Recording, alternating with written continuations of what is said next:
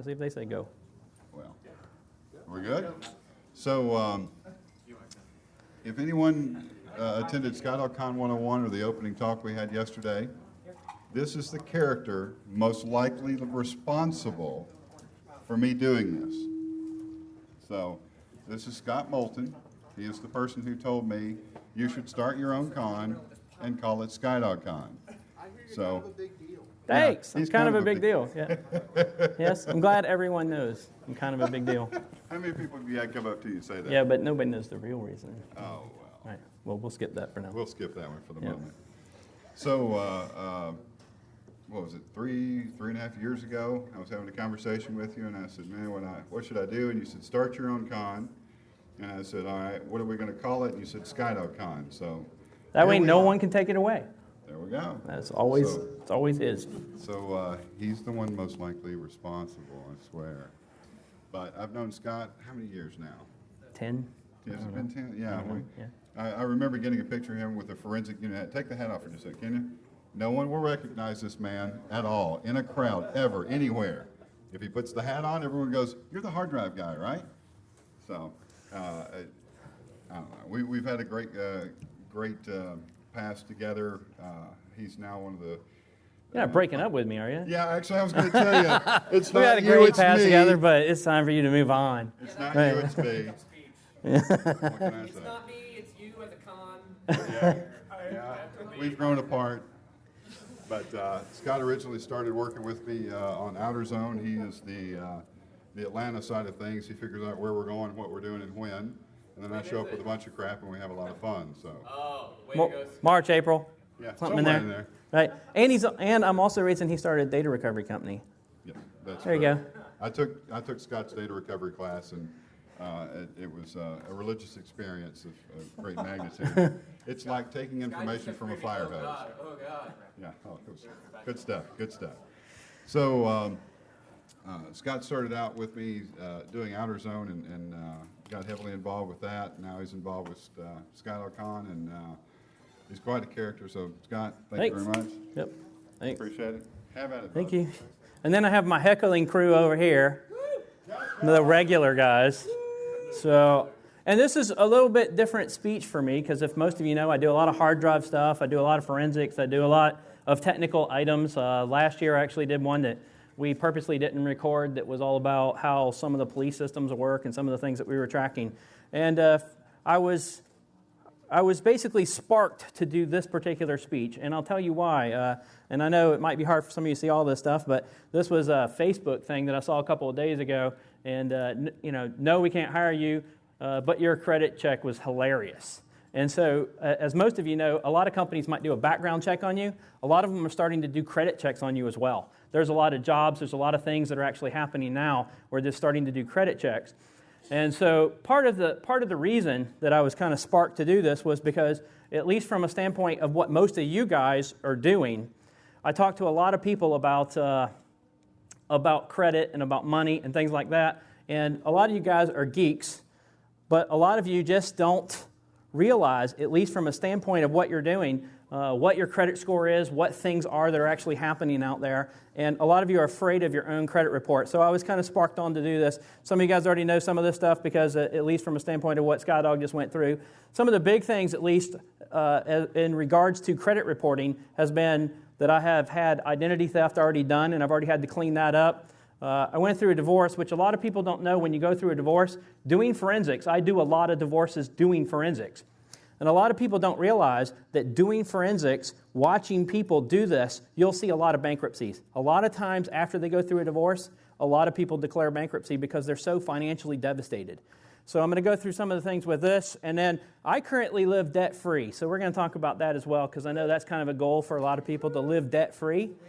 And then play with my credit score. So I kind of do this, but I'm really looking at this to try to insinuate to you guys you need to pay more attention to your financial aspects. A lot of you guys are really bright. You are some of the brightest people, especially as computer people go. We're some of the brightest people that are out there. But most of you have no idea how to manage finances, what your credit report looks like. You're afraid of anything that has to do with the financial system or legal systems or lawsuits or any of those kind of things. So that's kind of why I've been pointing down this direction. So here's kind of the beginning, the first thing that you kind of need to know about dealing with money. There's really a precursor to this whole thing, which I will not have time to go into, which is all about the Fed, how the Fed and the IRS work. And so really, maybe that'll be a future speech, but you guys kind of need to look at those to kind of get an understanding of how our money system works, because you will be shocked beyond amazement at how it really works. And you'll start feeling like this. But one of the first things is this set of slides right here.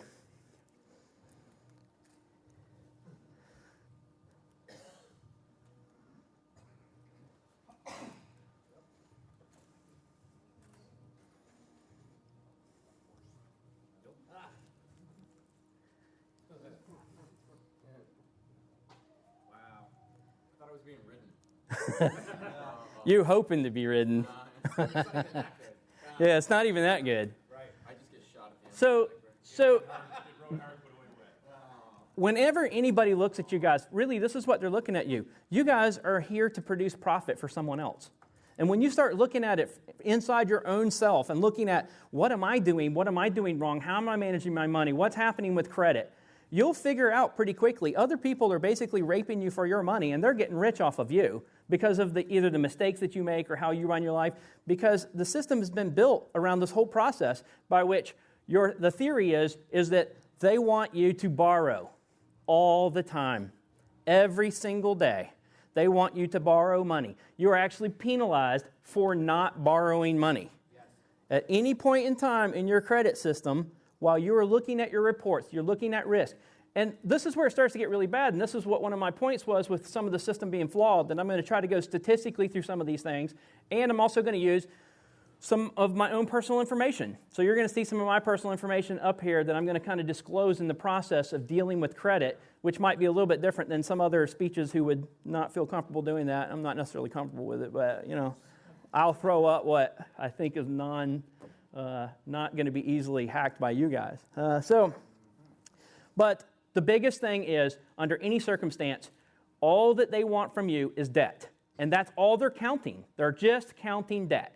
So every time you turn around and you're dealing with your credit report, they are basing you on risk based upon what your debt is. Not on what you own, not on what you have, not on how much money's in your bank account. None of that stuff really counts. And the reason that you should care is because this is getting worse. What's happening in the system, it used to start out with the fact that, okay, we were just merchants and we were just looking at your credit report so that you could buy a house. That's really fundamentally what people were looking at. But as we've started to have this collapse in the system in 2008, and since 2008, certain businesses have made it their business to start selling your information as much as possible, because it is a viable business by which they can make a lot of money by making sure that no one loses money on you as a risk.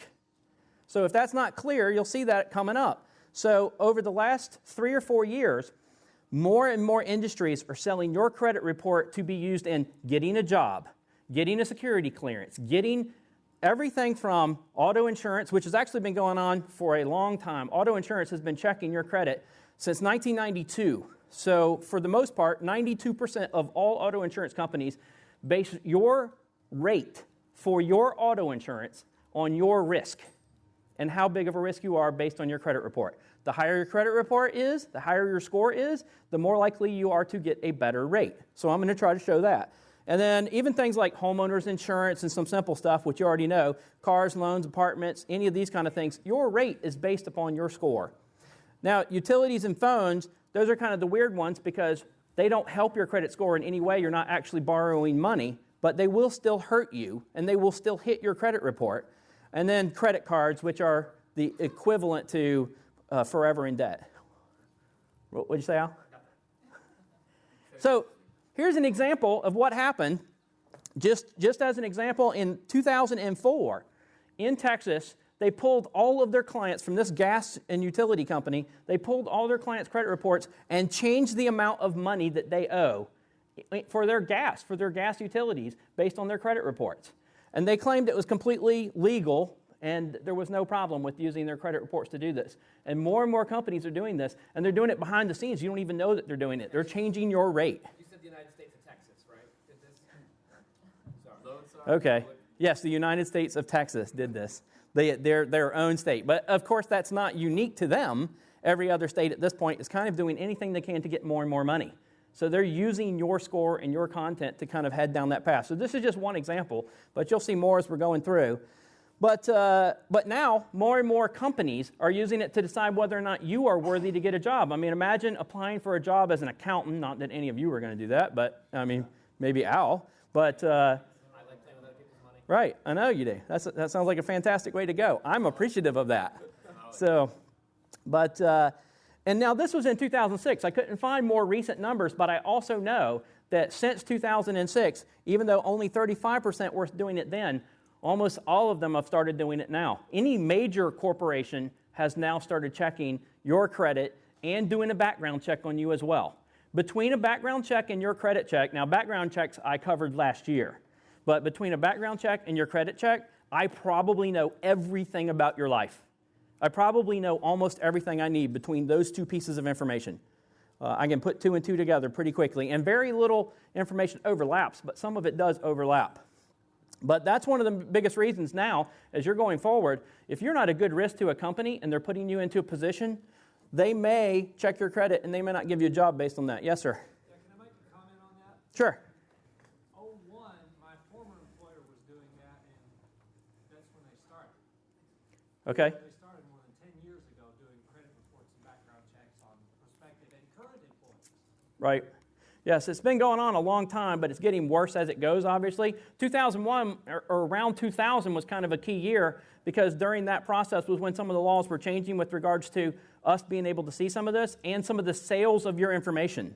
There was a process that the federal government went through to basically make it legal for them to sell your information, but prior to, or at least many years prior to this, we could not see our own credit information, and that's what some of the current laws with regards to credit reporting acts have actually taken care of so that we can see our information. But now it's getting worse again. We used to be able to see all of our information. Now they're actually hiding information from us again.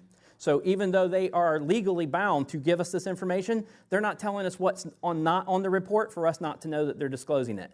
So things are disappearing, and so we'll talk about that stuff in a minute. But thanks for the comment, though, because did it prevent you from getting a job?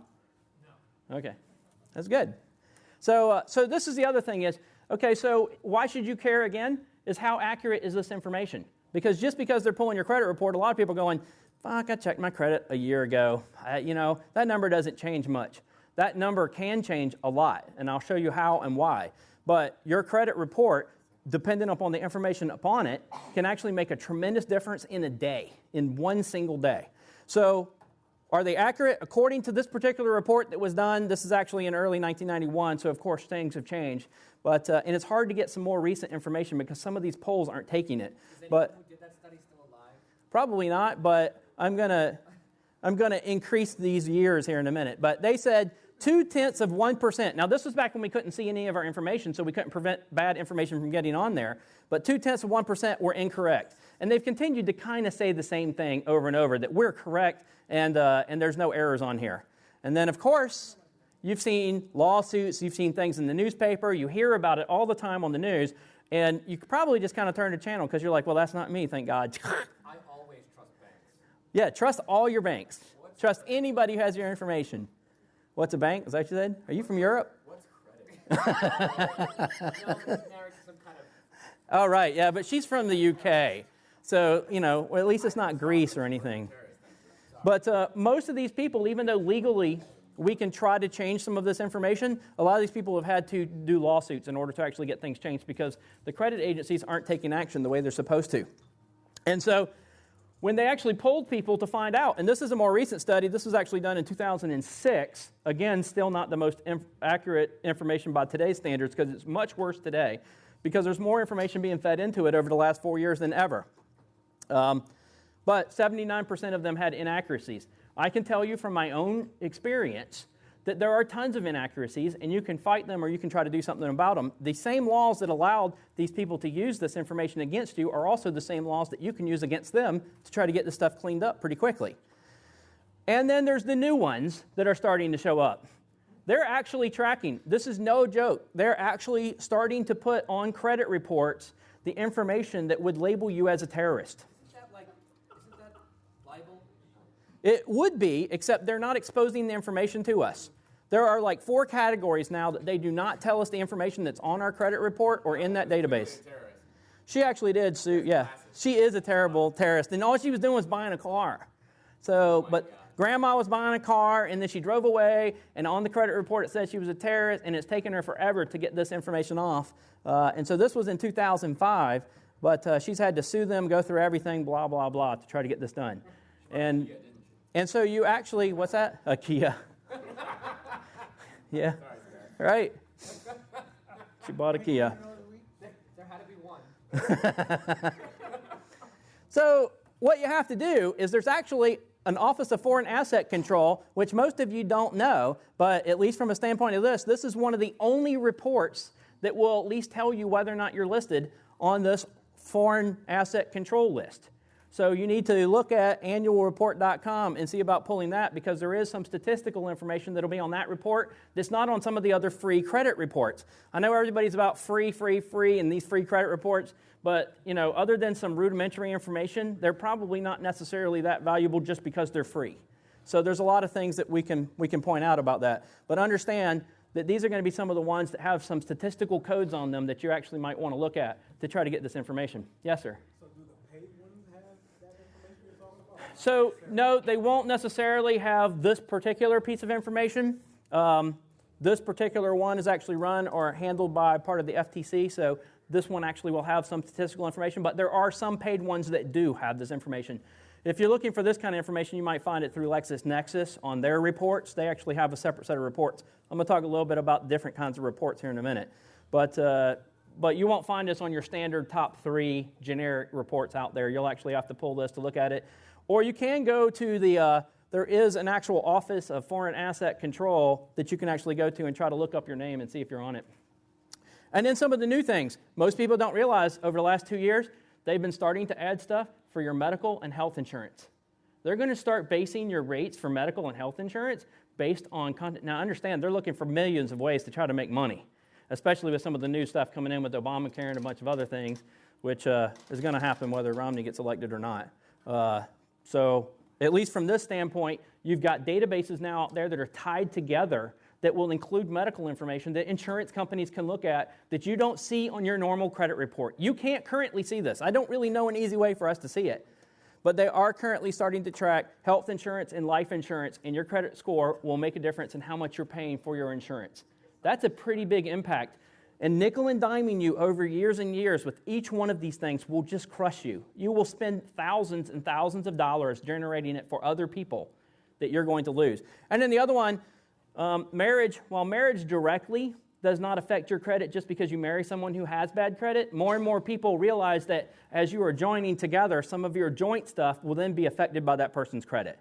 So unless you're going to get married and then never have anything joint, no house, no cars, no nothing, then you're that way you'll stand alone. But if you get married and you actually do anything joint, the bad credit will affect your good credit, and it'll suck you down.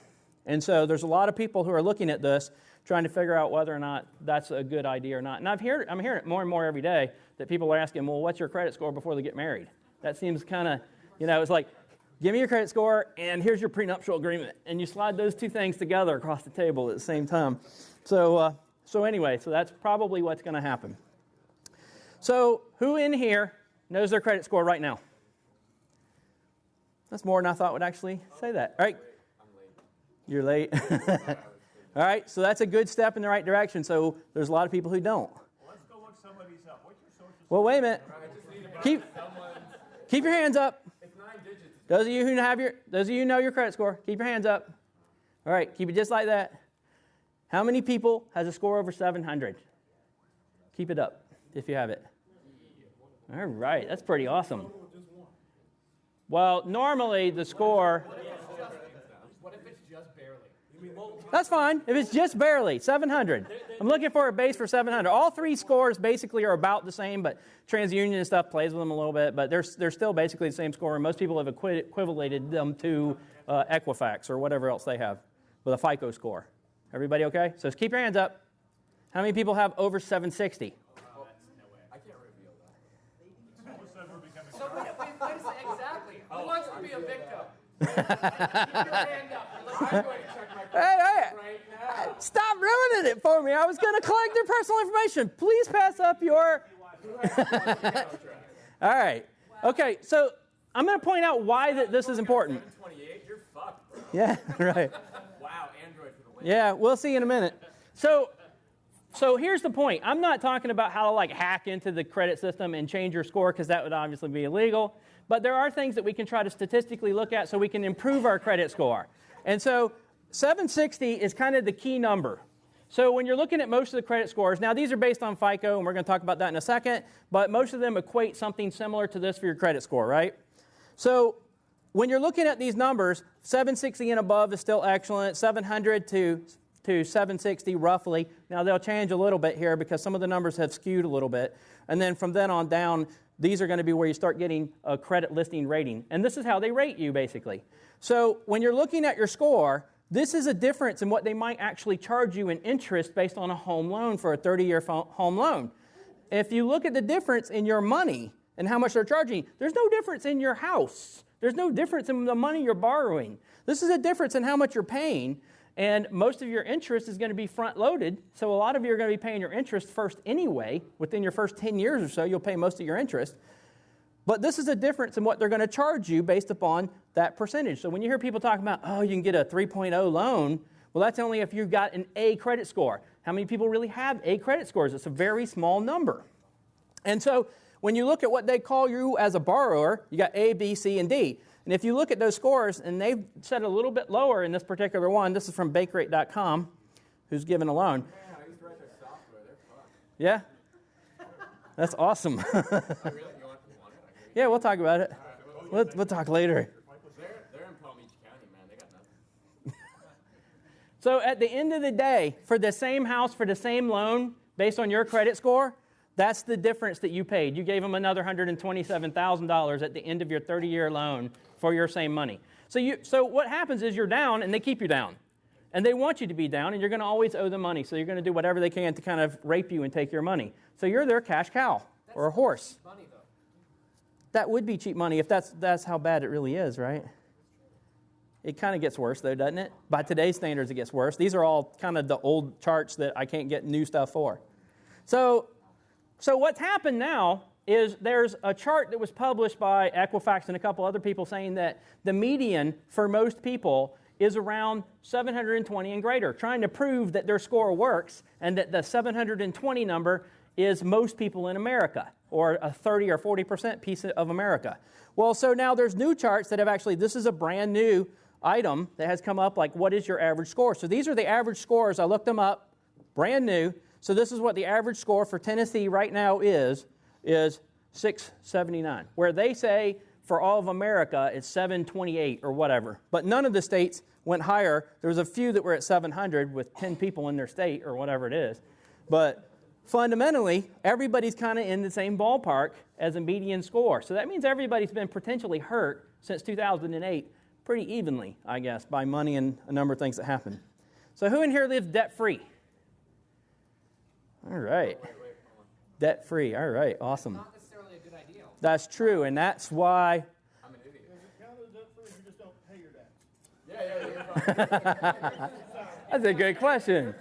But then your credit score isn't going to be 760 either. I think maybe just a scream, actually. So this idea that we can live debt-free, they do not want us to live debt-free. If you go completely off the grid or whatever you want to call it, then you don't have records that show any debt, and therefore your credit score will plummet like a rock.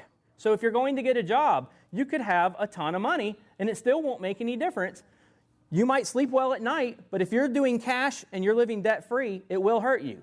So I am living debt-free, but I'm revolving the debt so that basically it stays on board and I pay it off every 30 days, so I'm never paying fees. If you're paying fees, then again, you're just putting money right back into the other people's pocket rather than yours. So I'll start trying to show some of these things. Any of that money that you borrow at a higher return rate than what the... So that's in theory the best way to go, right? It used to be property. The idea, so what Al's saying is basically, well, so before 2008, when they decided that property is now not worth crap, but property was worth a lot of money, the point was supposed to be you're supposed to over-leverage yourself.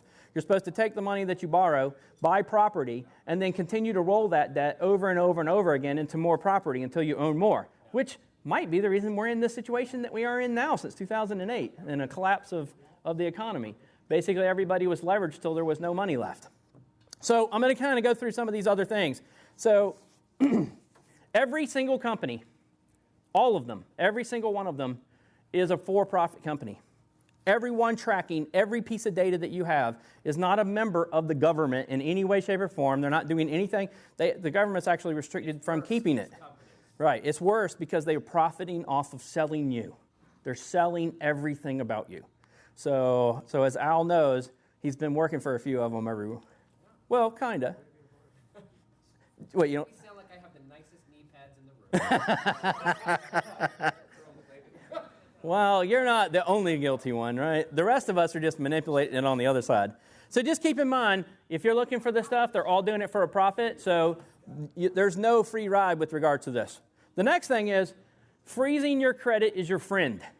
That is the most important thing you can do today. So as I start giving you tips, and I have a pile of them at the end if I can get that far, freezing your report is one of the most important things that you can do. But one thing they will never tell you on these sites, so like you go to Equifax, and you have to freeze your credit report at each of all three of the major vendors. I'll talk about the three vendors in a minute. You have to freeze it there. It basically costs you like $3 to freeze it. And then when you've got to go get credit someplace, if you're going to go buy a car, you have to, in advance, call them and say, I would like to temporarily remove my credit freeze. Otherwise, no one will be able to check your credit. So you won't be able to get credit. So they will freeze your credit, and they will not be able to pull credit from you at all. Now, there are some business reasons that it is possible to pull your credit without your consent.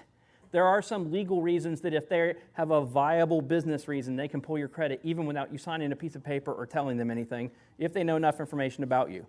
But freezing your credit is your friend, and that's what every one of you should do today, I think, first off.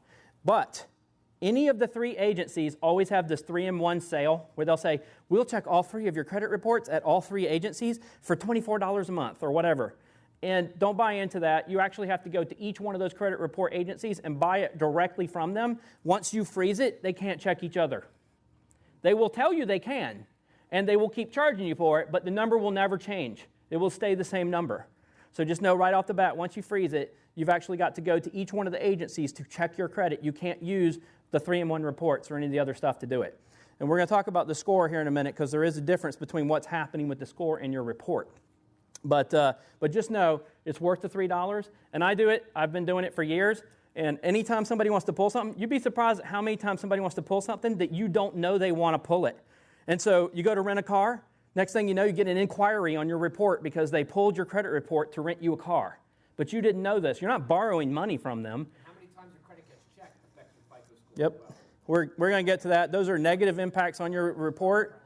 But as Al just said, every time they pull your credit, and they'll just go crazy with it. I'm not kidding. Like, you know, you apply for a Chase credit card and it bounced or something and you put it back through, they'll do it twice. And then you'll get 2 negative counts. So we're going to talk about counts and what those things are in a minute.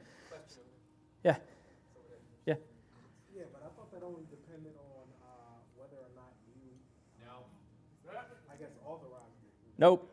For whether or not it actually. You don't sometimes know that you're authorizing it, but there are business reasons that they can pull your score without your authorization. Paper buried deep in that Yeah. thing that you don't read. Shit that I write.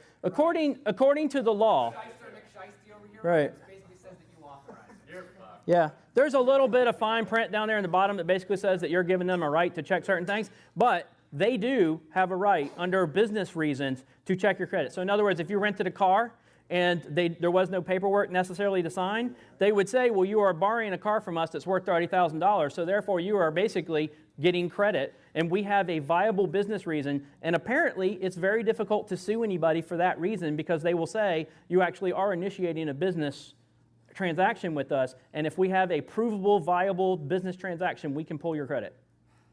So that actually is very difficult to fight and very difficult to beat. But we'll talk about some of those things here in a few minutes and how you can get negative stuff off.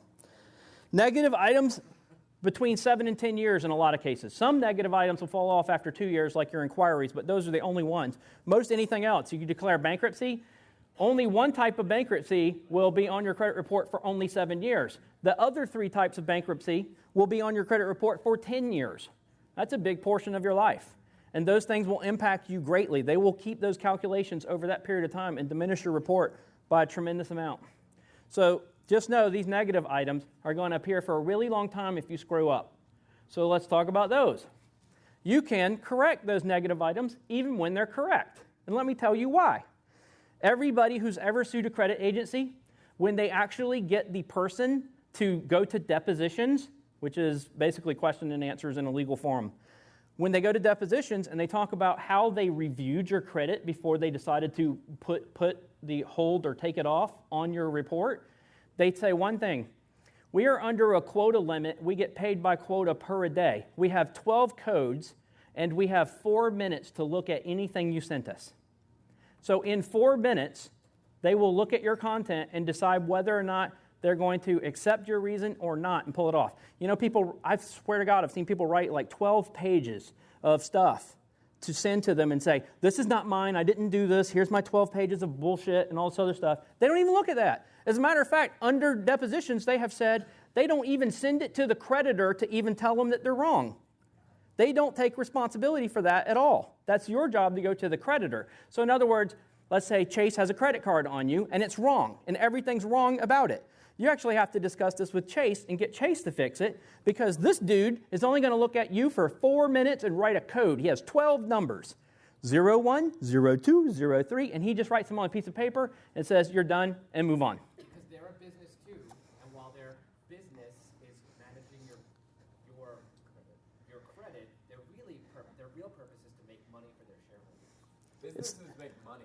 Well, there's another side of that too, which is the people who are paying them are the creditors. The creditors, the way that the creditor gets access to put stuff on your credit report is like a little club. They say, hey, I would like to join Equifax so I can post shit on them about you. And they actually join the little club, and they're paying money to join the club. You, however, are not paying anything. You are nothing to them. So the creditor is right, and you are wrong. That is the default answer. The creditor is right, and you are wrong. Deny, deny, deny. Yep, that's the way it goes. So your only chance is to convince this guy that whatever happened, and there's there's 12 different codes. So I have a page that basically shows all the codes and everything, but you can look them up and say, what are the 12 codes for what the reasons will be on a credit report, and you can find it. But physically, at least from that standpoint, you could try to argue these things quickly, and they will just stamp it and move on. So it is possible to fight things, even if they're correct.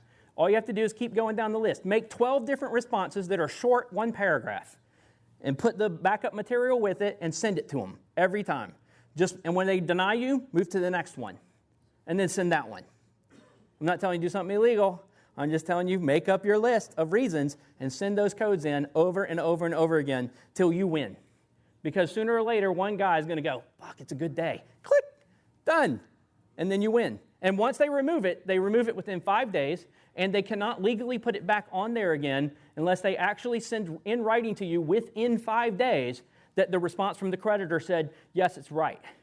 So if you do not get a written response in 5 days, then it is illegal and they have to remove it. So the law actually works in your behalf. Read the EULA first. EULA. It's not software. What? No, you log on a free credit report, I guarantee you there's a fucking shrink wrap something or other telling you, you don't have to do shit. No, free credit report won't do shit for you at all. You have to go after each one of these. So don't get me wrong. You have to go after each one of these. Lots of people who might be willing to do it. I'm not the attorney you're Yeah, but free credit report isn't going to do crap for you. But anyway, just know they only look at you for 4 minutes. No one cares about your reputation more than you do. That's true. It'll never happen. No one cares about your business more than you do. That's the way it's going to be.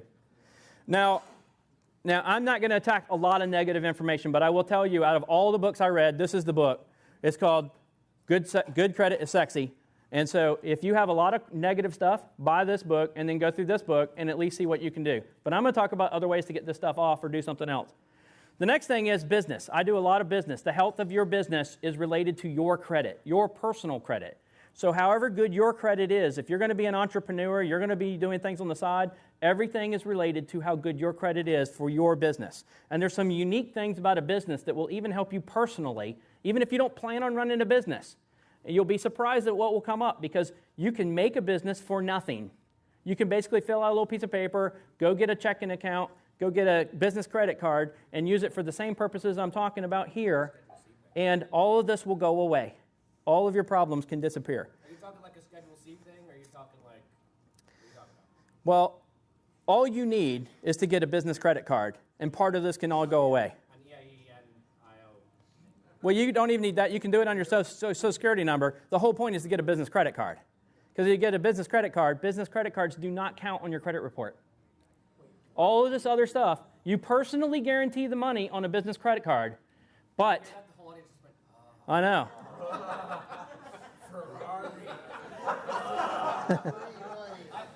Wait, did anyone hear the personally guarantee part?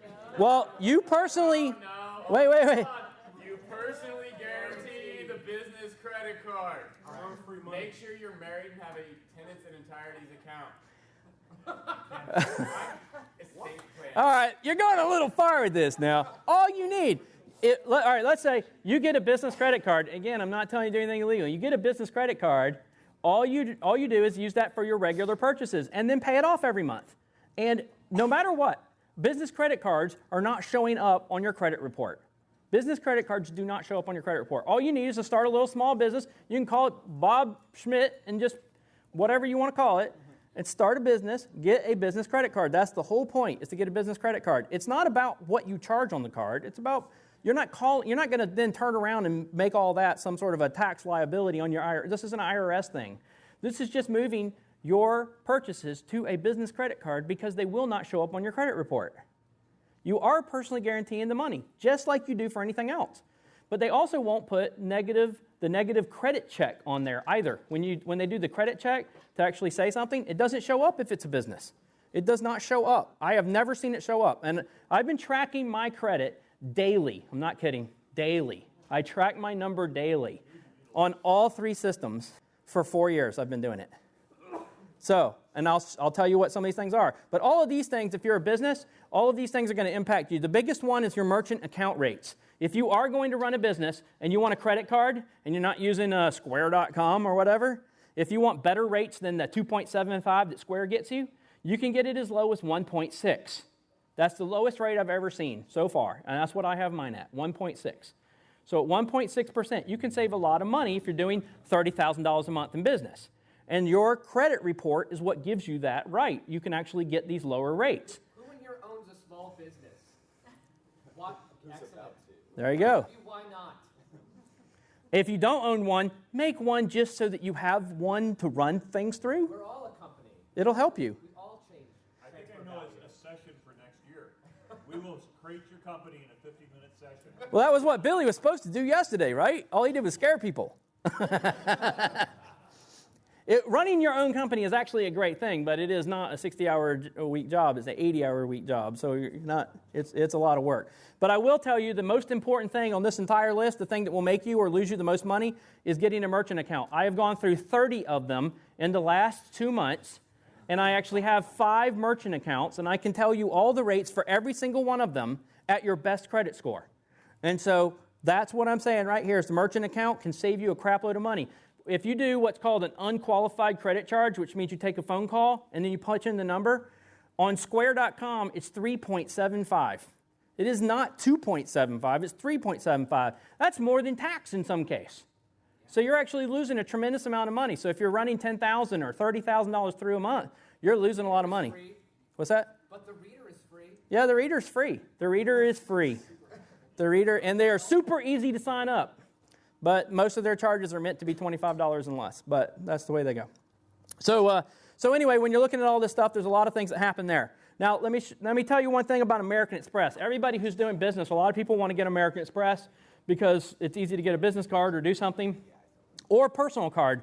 In this case, this is real stuff. So if you get an American Express personal card, it is actually a negative impact to you because one thing American Express does is they don't really limit your credit. They don't say, oh, look, you have an actual limit. Like these cards right here where Chase will say I only have $10,000. Well, on American Express, you see the blank spot? Even though I can charge $25,000, I could go buy a car on my American Express card. But because they don't put a number right there, a Kia, I can go get a Kia. I can actually get that over here on my Chase card. But all right, so but this number right here is critical because now I've had an impact. I've had them take one count from me to sign me up, so they've added a negative count to my report by saying I've done a credit check. Then the second thing they did, even though it's $25,000 limit, it doesn't show a credit limit on the report. So your amount, which is your debt ratio, we'll talk about this in just a minute, they add up all of these numbers, and then they say, well, okay, you have $100,000 of possible credit, but you're only using $10,000, so you're only using 10% of your credit. Well, since that's not added in there, even though it's a small number, that number, if it got to $10,000, would just count against me, because now it would only have $90,000, and now that would be a higher percentage. Is everybody with me? Yes. If this card is a business card instead of an American Express personal card, once you do that, it goes away. My business cards are not on here. You don't see any of my business cards on here. And I have another $50,000 in credit on a business card. And as long as I use that, it never counts against me. Everybody understand?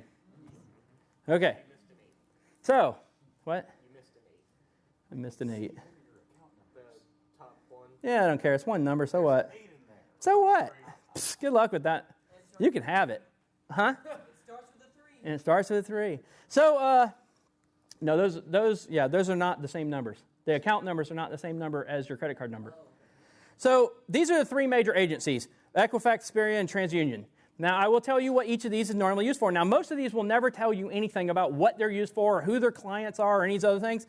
I can tell you almost every time I talk to anybody about a merchant account, they're going through Experian. Experian is using a different calculation than all the rest of these. Everybody else used to use something called the FICO score. We'll talk about FICO in a minute. And Experian in 2009 decided to say, screw you guys, I'm not using the FICO score. I'm using a new one called Vantage Plus because we're not going to pay our licensing fee to the FICO people anymore. Now, the FICO people, all they do is calculate a score. Yeah, right. And it is. Yeah, we're going to talk about it in a moment. But the FICO score just counts a score. They take all of your stuff, they add it up, they do some magic behind the scenes, and then they give you a single number. So they're grading you. Well, the Vantage Plus score, what Experian did is they wrote a new one in 2006 that is almost identical. The numbers come out almost exactly the same. So I don't know how somebody's not up in arms, but in 2009 they switched over and they don't use the FICO score anymore, but your score will be equivalent. Trust me, it's almost exactly the same. But everybody else uses the FICO score, pretty much, or some variation. So Equifax I have found to be the most reliable and most updated. They seem to have the most information of anybody. If you want to check one on a regular basis or pay that $14 a month so you can always check your credit score all the time, you can do it daily. You can do it every 24 hours and check your score. Your score is generated new every time you check it. There is no existing score that's like hidden in magical land that they're storing forever. It is generated every time your credit score is touched. They regenerate it. It's a mathematical equation. Yeah? You're saying for which company? All of them. All of them recalculate your score, but... You get them directly from them, though, right? Yeah. Yes, you get it directly from them. Right, okay, because I have this other thing, and it only lets you do it once a month. Right. So whoever you've signed up with has an agreement, and they're just saving money, but they're still charging you. So basically, Equifax will charge you roughly between $14 and $30 or whatever a month to pull your credit score every day if you want to. You can do it daily at any of these. Any of the other ones that are them subsidiaries, like some other company that's selling them, then those will physically have a different agreement. Like USAA, they have an agreement and they only pull a number so often from all 3 of the agencies. But if you go to each one directly, you can pull it, but it's like going to cost you $10, $15 each. But Equifax is going to be the one that most of the regular lenders are using, but most of the mortgage lenders are using TransUnion. So when you're buying a house, TransUnion is the one you want to check and make sure that all the information is right. All of your business stuff is going to be Experian, and pretty much everything else is Equifax. Now, they say these 3 companies do not share information between them, but I think it's a lie. I see information that gets to one that I don't see how it could get to the other, and they're on all 3 reports. And things will magically appear short terms after they appear on the other report. Equifax always seems to be the leader and the most updated. I actually don't think Experian is updated very often at all. It kind of bothers me because I see old stuff that's been on there that is hard to get rid of that I have to go back and fight for. And then TransUnion, my personal opinion is they're kind of useless. But LexisNexis, because there's other stuff you can get from them also. Yes, LexisNexis, which... Yes, LexisNexis has their own. There's actually about 30 other credit agencies which you can request for free your credit information from all of them. According to the current law, you have the right for anybody who's storing any information on you to request for free a single copy a year of your information. And different states also have additional laws. So in Georgia, we can pull it twice. So I can go to LexisNexis and ask them. But there's other ones that are specific to each industry. There's a specific one for medical history. There's a specific one that auto insurers use. There's a specific one for checks when you actually open a bank account. If you get on their bad list for checks, you can't get a bank account. It's impossible pretty much to get a bank account. And then LexisNexis does a lot of public records and legal records and bankruptcies. All that stuff is done. And they will be, any kind of, what else? What else do they do? Background checks are separate. Background checks are a different thing, and any private investigator can pretty much pull a background check on you. I did that one last year, and basically it's pretty easy to do. And it will have public records on it. It won't have any of this other stuff, but whatever these reports don't have, it will be on your background check. So that stuff will be there. All your property, all the things you own, all your assets, all that stuff will show up on a background check. But at least from this standpoint, there is a bunch more specific ones. Again, that book I mentioned earlier has the whole list of them if you wanted to go and check them. But let's talk about the FICO score and the score itself. Now, your credit report, all of the free credit reports will not have a score on them. They will just have your information. So they do not have the score. They will not give you that finite number that you're looking for. You will have to pay for that. The reason is the credit agencies are the ones storing the information, but the guy who wrote the score and the company, Fair Isaac, they don't store your data. They're not storing your data. They're reading it from the other companies that they're licensed with. They wrote the score, and then based on that, it's a little engine, basically, that's a mathematical calculation. And so let me talk about how that happened and what actually happened. But that score is not on your free credit reports. So basically, this whole thing started in the 1800s. Two merchants would share information with each other, and they'd do it by region. And they'd say, who's bad? Who's not? Who doesn't have their bills paid? Who's coming to your store and doing it? And they gradually grew up through the 1900s. And finally, even though they were storing this information, it became a problem because the information wasn't accurate. So in the 1900s, by the time they actually started to become a little bit more sophisticated, somebody kicks in and says, okay, we need the FTC basically needs a law to govern this information so that people can at least make sure that some of the things that were on there are removed. They did track, previous to this law, some race information and discriminatory information. So part of the job here when they were creating this at the FTC was to remove the discriminatory information. Now, I'm going to show you, I think that's a lie. They haven't really removed it. They're just calculating it differently now to figure out whether or not you're a good risk or not. They're not really saying, okay, what color is he or what religion is he or something like that, but they're trying to figure it out by area and demographics, and then figuring out whether or not you are in an area that's a high risk. And they will make your credit score higher or lower and ruin your credit score based upon where you're at. We didn't say that you're brown, but we suspect it. So yes. You're going to get a different rate. That's exactly right. It was actually a checkbox for suspected brown. There is like on voter registration or something, right? So, Because hey. that really makes racism go away. Right, exactly. Or 0.0. So these are the basic things that they track. They track your personal information, credit history, any of the previous credit history, which is kind of, again, a lie. We're going to talk about that. Public records, any of the stuff with bankruptcies and things. The inquiries is very simply anybody who checked your credit. And they will actually do a count. I'm going to show you what the scores are. And then disputes, and they're supposed to remove this other stuff. This stuff is not supposed to be there. But I'm going to show you it kind of is. Your bank accounts, your race, your religion, health records, criminal records, this stuff is not supposed to be there. But they are starting to use it, and it is starting to happen. And then if you actually have a debt, like your health records will actually show the debt. So you'll actually see that on the report. So let's talk about FICO for a second and how this score came to be. So basically, this dude worked on it for like 12 years to create this score. He manipulated the information many times until he figured out that he could come up with a really good idea of what your risk is, and spent 12 years working on it, and some of it in conjunction with Equifax. And so they came up with this idea of what a credit score is based upon this information, which is only debt, and then they started selling it. Here's the amazing thing about FICO and why you don't get a FICO score on those free reports. This is a for-profit company, and they make $1 billion a year. They make $1 billion selling the score formula. That's it, just the formula. All they do is take this number and they put it in a box, And they do not tell anyone what the formula is. Even the people, Experian, Equifax, and TransUnion that are using them do not know how your score is calculated. I am not kidding. It is not a joke. They really sold you a box that just said, here, put this in, we'll figure it out, and we're not even going to tell you how it works. But they do use it, and that's what actually happens. So then my question would be, well, what is this formula? Because if they're not telling anyone the formula and it's just this magic box, this is what you get back every time you search for it.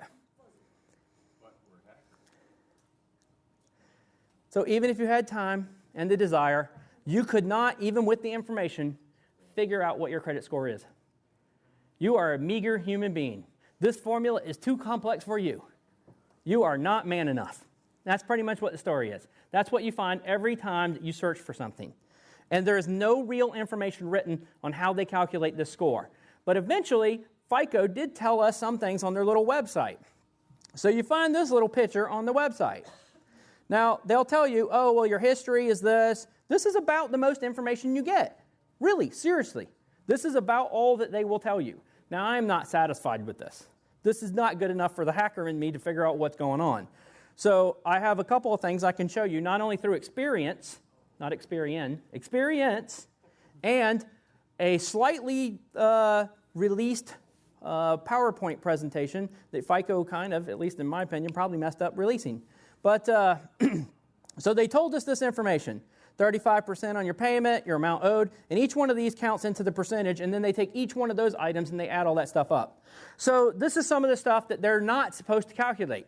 They're not supposed to calculate race, religion, your age, your salary. Amazingly enough, they have it in their scoring system. Why is it there if they don't calculate it? It's just for reference. It's just for reference. But apparently they say they only use this information if it happens to be included, or maybe some other vendor may use that information, but FICO doesn't use it. That's what they say, right? So, and then all the other stuff, supposed to be your interest rate, all these other inquiries, things like that, blah, blah, blah. And they're not supposed to track this. But here's what happened. See who made this presentation? So this was part of the Federal Trade Commission, but it was made by Fair Isaac. FICO made this. This is the only thing I have ever found that has any kind of scoring information on it. This is on the FTC's trade website. And it's not one of the main links. You have to search in their little search box and search for Fair Isaac scoring, credit scoring 101. You will find a PowerPoint presentation they made in 1999. Now the dude he spent 12 years working on this formula. So even though there's been some changes since 1999, because this is 13 years later, then there is some basic information there that's kind of similar and the same. And I've seen some trending that seems similar, but we can't use it exactly the way that it's laid out. So I'm going to try to show you what they said. Now, this is a really long presentation to have 30 or 40 slides. I'm only going to show you 5 that matter. So, but I'm showing you it came from their slides. It came from them at a presentation that Fair Isaac gave to the FTC. So the first one is scoring versus judgmental. Basically, what they're doing is they're comparing your past experience to decide whether or not you're an acceptable risk. Remember I said how you're at a horse race? They are gambling. This is their slide. They're basically predicting odds that you're going to fail or what your failure rate is going to be. They are gambling on you in these certain types of situations. They're using it to produce the calculation of your loss, whatever. But it does look like you're a horse at a race. Good luck. So the next thing is, this is my slide. This is not their slide. One thing that risk will never show is your worth. This is the problem with their stuff. If you look at this, over here, you can tell this dude has one credit card. He has a $3,000 limit. Maybe he had some problems at one time, and maybe he had to declare bankruptcy or do something.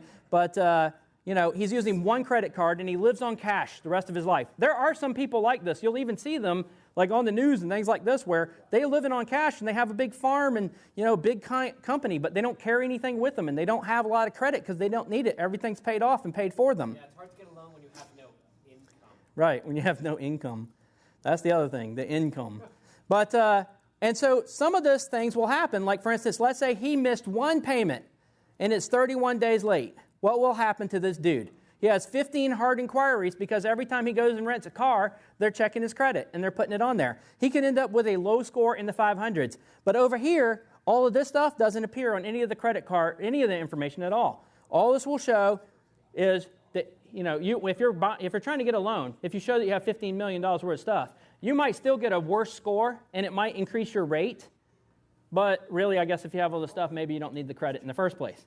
But there are times that you do. And you can live completely debt-free and still have this problem.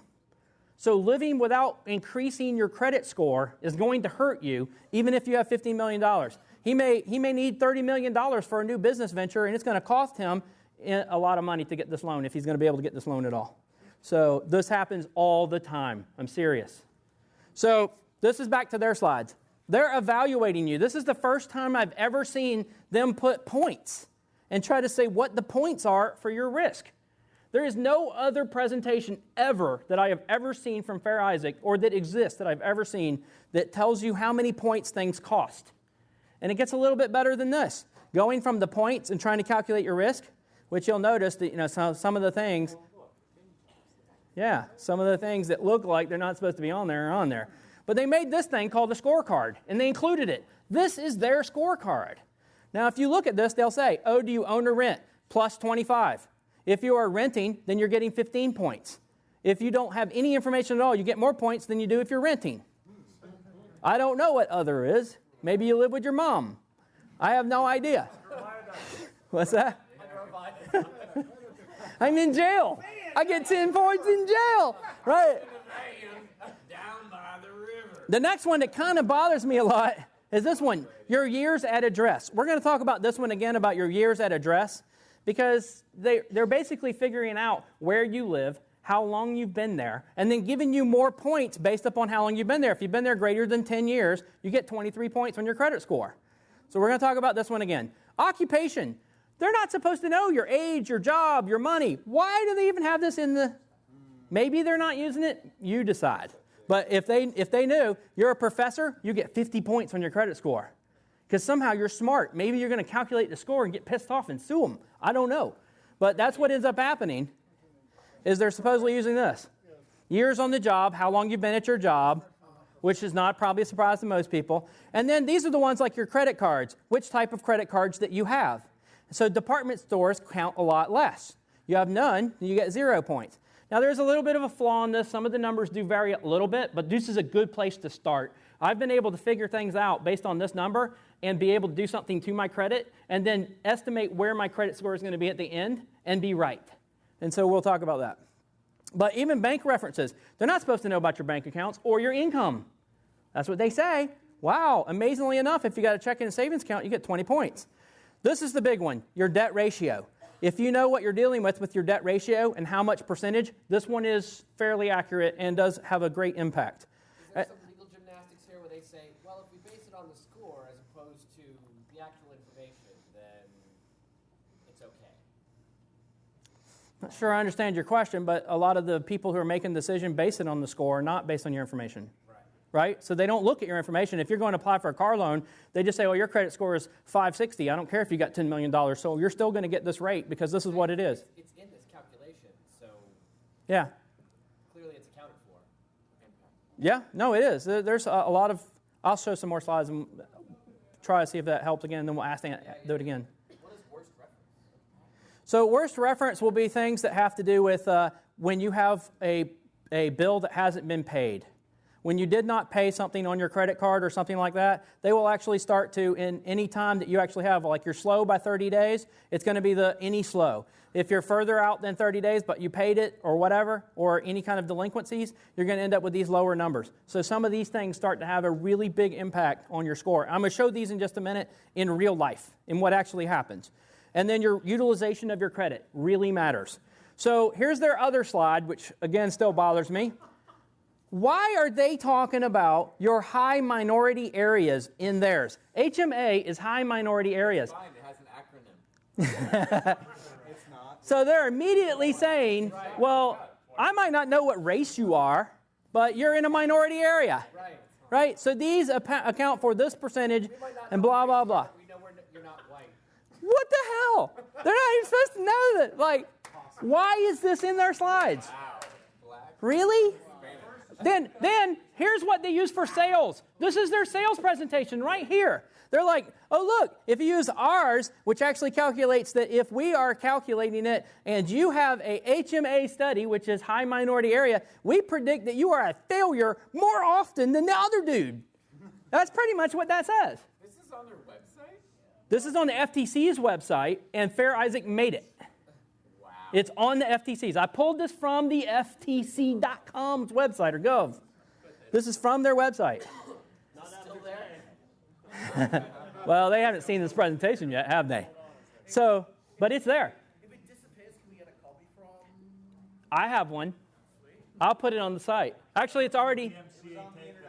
Yeah, maybe. I've heard something about copyright. Yeah, maybe. They'll say, like, you can't use our name, Fair Isaac. Ugh! So therefore, trademark. So, but the video will be on YouTube. All right, so, and then still using HMA stuff. They're saying multiple scorecard designs. Remember what a scorecard is? That's your scorecard. What they're saying is, according to your HMAs and whether or not you are bad, we can change our scorecard to reflect your changes. So you are screwed by your demographic. That's what they're saying. They're saying if you live in a bad spot,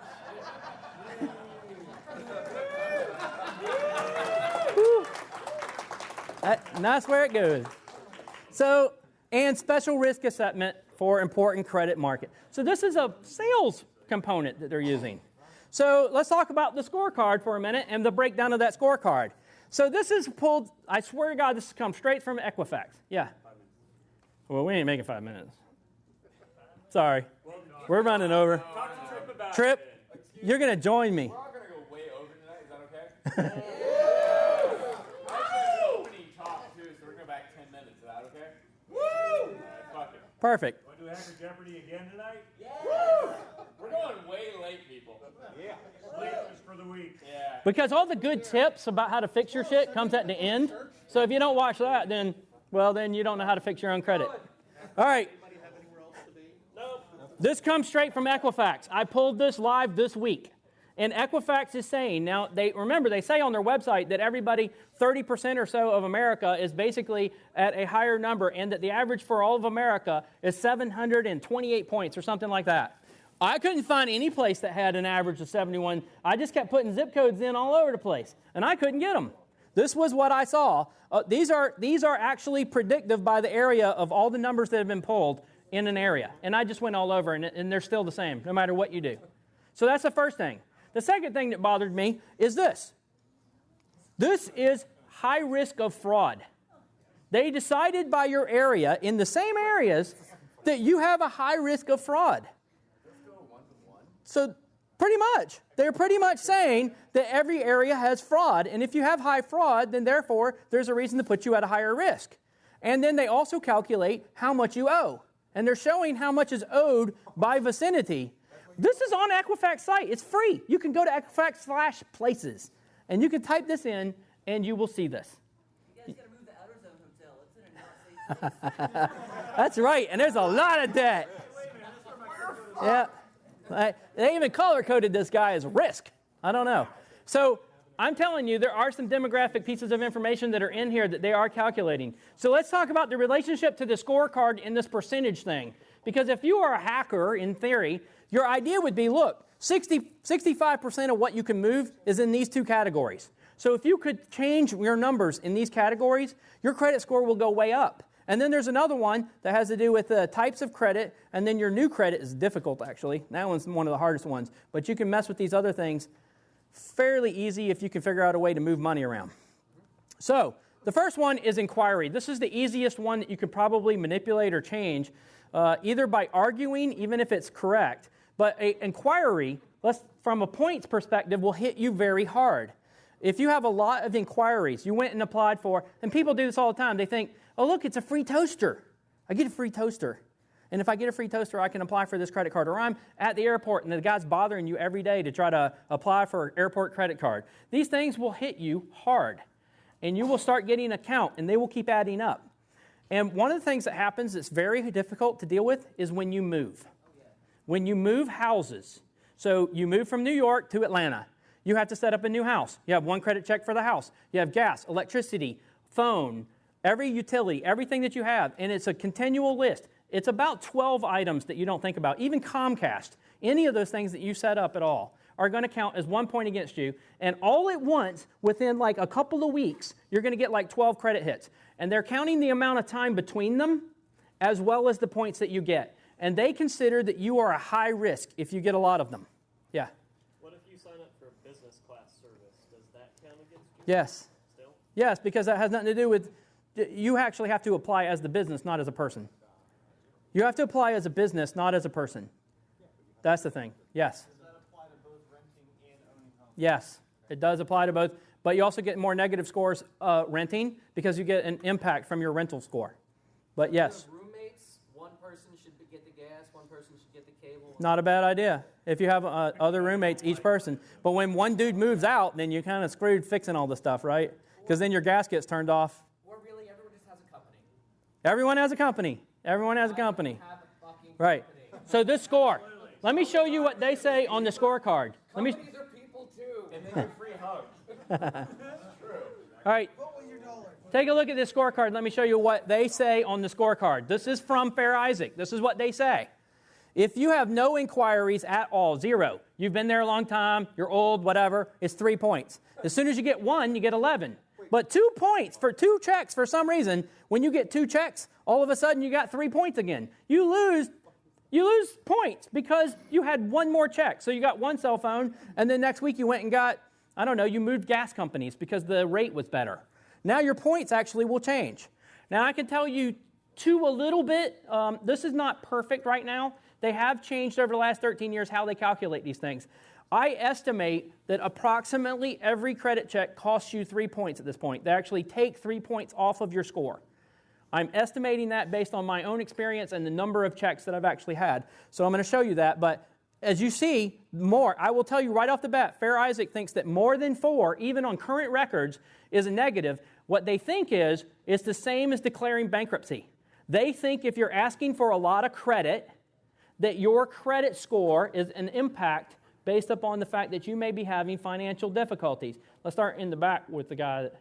I just want to clarify, when you check your own credit score... No, when you check your own credit score, there are something called hard checks and soft checks. If you are checking your own credit score, it is a soft check, and those do not count. The hard ones are normally going to be the things I listed in the beginning, which are utilities, gas, and any of those kind of things. The things that really aren't credit. What's that? The hard ones are the ones that cost. Right. And you'll typically know you're signing up for credit for those. So you'll actually be asking for it. But some of the ones that people don't realize are banks. Banks under the Patriot Act now are trying to declare that you are a citizen or not, and they are doing a credit check on you when you set up a bank account, even though you're not borrowing money. And that's part of the impact in this credit report that's a problem, is because new credit means that when you got an account, that you actually were approved for new money. And when those are the ones that are utilities, gas, and phone, and those don't increase your credit, they actually count against you because there is no new credit. And that's a real problem and a flaw in the system, because you can have 12 of these. Renting a car is not credit, but they impact you. I'm sorry, you had a question? That's inquiries per month? No. Inquiries will exist on your account for 2 years. And so when you get an inquiry, it's not per month or per anything. It's each one counts. So tomorrow, if you went out and applied for 10 pieces of credit, you will get 10 negative scores against you, and they will stay on your credit report for 2 years, and they will count basically 3 points each for each one. So and the problem is you can use the money that you borrow to make more money, but you can't use a depreciating asset to make more money.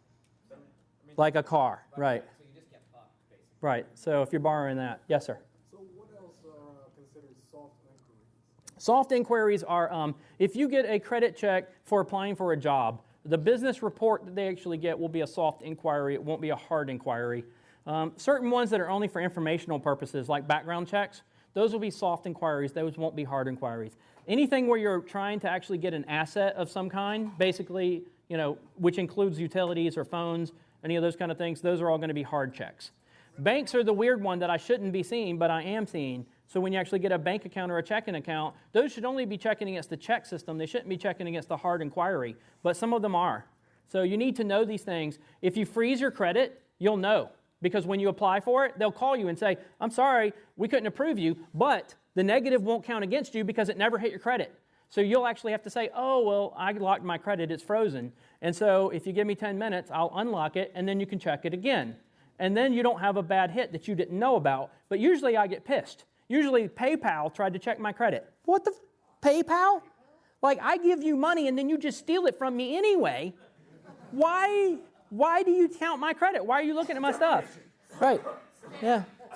Now, Square will not check your credit. Square is not checking your credit right now when you sign up for it. They are pulling your credit and getting information. They're doing a soft pull. They're not doing a hard pull.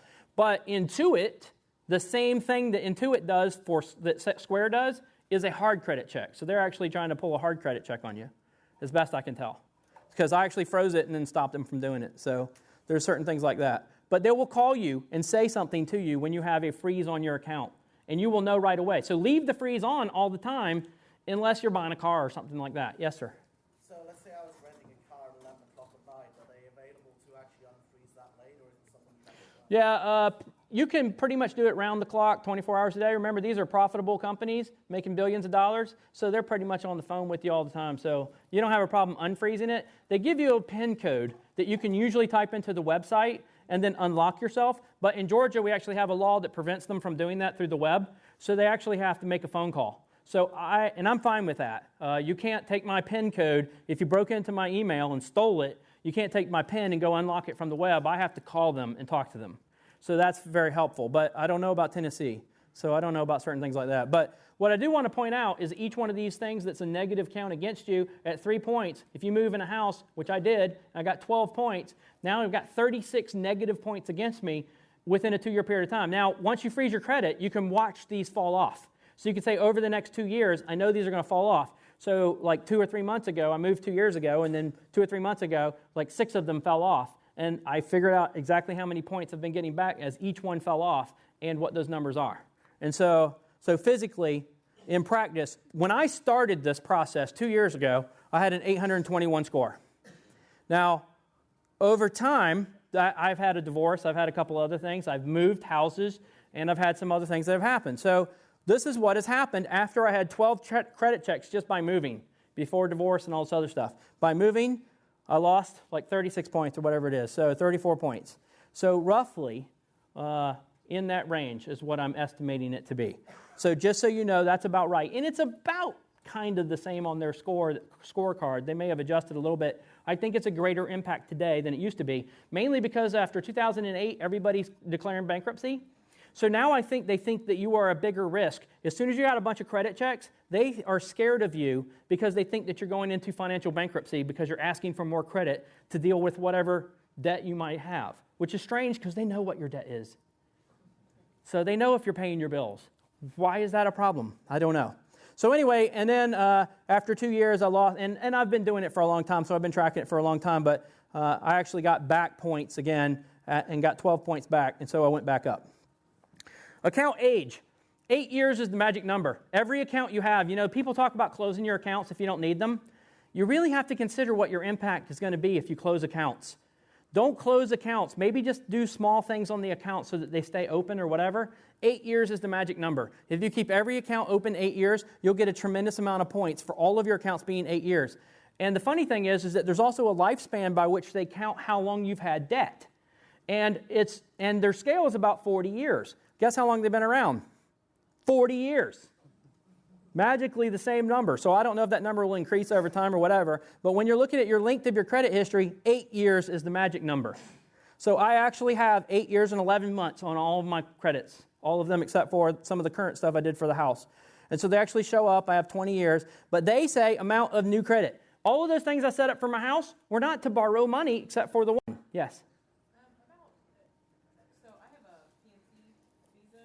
Yeah. It used to be National City, and before that was Provident. Before that, does that count?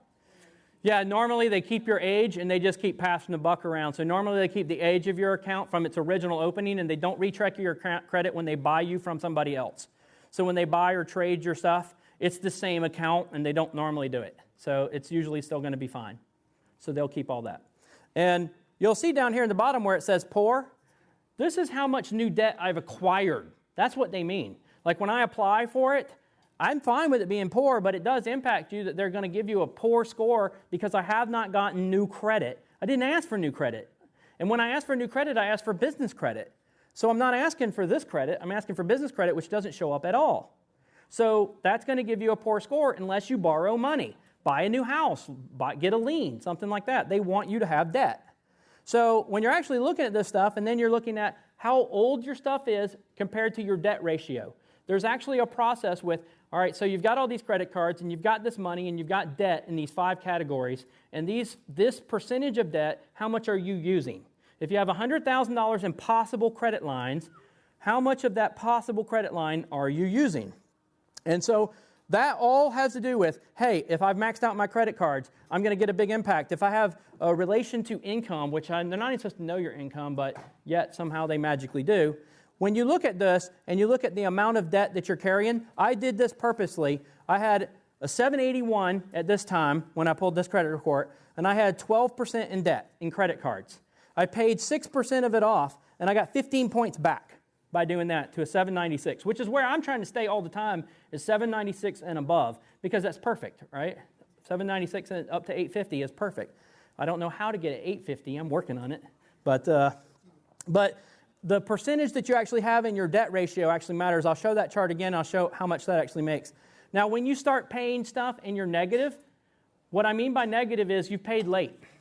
If you either didn't pay or pay late, now there are some credit card companies that look at your credit on a revolving basis, and if you missed one payment on a credit card, they will start increasing your rate on another credit card. Now, some have voluntarily stopped doing that, but they usually, kind of call it an all or nothing. Like if you don't have one of them paid off, then that's possible that your credit's going to be bad. So they're going to start increasing the amount of percentage that you're going to pay on a credit card. You really shouldn't be carrying this debt because you're just the horse and you're just feeding the money. So you really have to get rid of this debt as much as possible. But when you physically start missing debt payments, 30 days will hit you by minus 14. And then following that, you'll actually have, if there was any delinquencies or anything, it's going to be minus 29. Now, I didn't have any of these, but what happened was I got a credit report, and all of a sudden, one showed up. I got this report about 1.5 years ago, and it said negative account. So on the negative account, it actually was a Chase account. I don't care if you know this number. You know why I don't care? No, it's not mine. It wasn't my account. I mean, it looked like mine. I had a bunch of Chase cards, and I was like, what is this? I don't know what this one is. And then when I looked at it, it said in 2008, there was a 30-day late payment, this one 30-day late payment. And this impacted my credit score by a tremendous amount. It was way more than 14 points. So it was like 40 or something. I get it coming up, I think, on the next slide. But this was not mine. I had to call, and initially when I called Equifax and all these others, now I will tell you one other thing. If you sign up for like Equifax or TransUnion and their own services, for some reason they take a phone call from you and they will discuss things with you if you're paying them that monthly fee. I feel like, I'm not positive, but I feel like they're more responsive to me, and sometimes they actually take the stuff away right then. Like actually clear. So it might be worth it for a couple of months when you have a problem to pay the $14 a month and call them and have discussions with them because they have a person there. Otherwise, you're just mailing shit in, hoping somebody sees it, or you go to their little website where you can type in 2 lines, and that's all you type in, and hope that they'll remove it. But if you pay their little fee, they seem to help you out. So now you're actually a customer, just so you know. Do you actually pay 14, or do you have like a 5-year plan that's less? Or? No, it's you can pay yearly and get a little bit less. It's like $149 a year or something like that. Using a credit card? Yes, I do. Now, do you think Use this credit card that wasn't done. I might now. Right. Yep, I might start charging them. Now, this was a Chase card, and so I called Chase, and Chase goes, it's not even your account. We don't know anything about it. And I'm like, well, can you tell me who it is? And I'm like, no, we can't tell you nothing. All right, so we'll just cancel this and remove it. And then they said they would remove it. And of course, I had to contact Equifax and talk to them. And then there was some stuff lingering behind. It still showed up on TransUnion a year later. And I had to just send them the documentation that says, Chase already said this was done, check with them. They said, okay, fine, and they eventually removed it. But even 6 months after that, it still showed up on another credit report that was pulled for a mortgage loan. So you got to kind of fix this stuff like a year in advance to get this stuff off. It didn't impact me for the mortgage, but it still showed up on it, and they still had it as a delinquency. even though it wasn't one, and it wasn't mine. And so my score was still high enough that it didn't matter. But doing this, I actually lost like 40 points or 45, 34 points here when I actually did this. So these are actual daily pulls from my credit report when this occurred. And then when I got it fixed, it went back up. So that's the other thing. And it just lingers forever and ever in trying to get rid of this stuff. Now, I did have another one that showed up again. I was actually in the Netherlands when this showed up. I was really pissed off. I started emailing and doing whatever. But I had somebody who decided to put on my credit report, while my credit report is frozen, mind you, there's not supposed to be any new credit checks or any new information added to it. They're supposed to alert me. And I have this company who thinks I have a debt, and so they put $250 worth of debt on here and said that I didn't pay it, and it's been years. They said like 10 years now, whatever, I haven't paid this debt, and they just showed up. And so it hit me by 100 points almost right away. And so I argued with them, I got it removed. And I won the battle by showing that it wasn't my debt because they don't have a contract, they don't have anything. That's a whole other story. But I won this by fighting the negative information. Then they reposted it under a new company. They just keep selling your debt and reposting it, but they actually owned these multiple companies they reposted it under. And I just, at that point, just went to all of the credit agencies and says, I have a frozen account. How can you add stuff when it's frozen? And they said, our mistake. And they removed it. So it just started disappearing again. But it took a while to get this done, to get rid of all of them. And then your credit score goes right back up. And then length of time at a residence. Here's another problem I have with these credit reporting agencies. I own commercial real estate. I bought commercial real estate. I have a building. And every time a bill goes to my building, they change my address. They think I live at the building. So when I get a bill that comes to the building, they put the building's address. When I get a bill that goes to the home 2 weeks later, then they put it there. And because of the laws under the Frozen Act, where it's frozen, they have to report it to me. And every 2 weeks, I get a new piece of paper that says I moved. And so I never get the full length of the time that I've been living in the house. It says it's always half a year or less. So I don't get any of the points for that. So I called them and I complained, as you might imagine. I said, look, this is commercial real estate property. This is not my house. It's a commercial building where I have real estate, and this is where a bill goes. And they said, I'm sorry, sir, there's not anything we can do. We have no way of stopping that from happening. All we can do is put a note on the bottom of your consumer statement that says, this is my quote. I said to them, I said, God damn it, this is a building. This is not my physical address. This is my commercial real estate. So at the bottom of my report, that's what it says. And I am not kidding. Every 2 weeks, I get a piece of paper, and I keep them. That's my stack. I don't know how many trees they've killed, but every 2 weeks, I get one at the building and one at the house, and one at the building and one at the house. They just keep showing up. So it's just stupid stuff like this that just never seems to go away. So I never get these points. I don't know what I can do about it. I'd get 25 more points, and I'd be back to 821 or whatever it is. I don't know that they give me points or not because they don't break it down, but I'll tell you about my mortgage so that you know, because this is kind of strange. So I have a mortgage, or had a mortgage, right? So I've got a high score, and it shows my account by debt. And so this is what I was telling you when they add up your money. They take your money, and they say, how much are you using out of how much you have over here? And I'm at 67%. So I said, how can I fix this? Because this is actually the majority of my loan. Now, if most of you have bought a house, and you're just paying your monthly payment, you'll notice like every year, your primary amount of your loan goes down very little at all, if any. So you're going to pay $4 or $10 grand a year just to borrow the money in your first years. So in your first 10 years, you're paying the most of it. And I got sick of this, and so I just said, to hell with this. So I go down to the bank, and I just said, pay this fucker off, and I put the money there on the table. So they pay the house off, and then this goes away. So I figured, well, that'd be great because it's going to show that I had a $103,000 loan, but no money there, so my rate will be like 1%. It'd be awesome. It'd be fantastic. And so I do that, and I pay off my house, and then I wait for my credit score to change. And then it changed. That's what happened to me as soon as I paid off my house. So here's the thing. Credit cards will stay around forever. When you have a credit card, the amount will stay on your credit information for forever. Even when it's closed, it shows up there.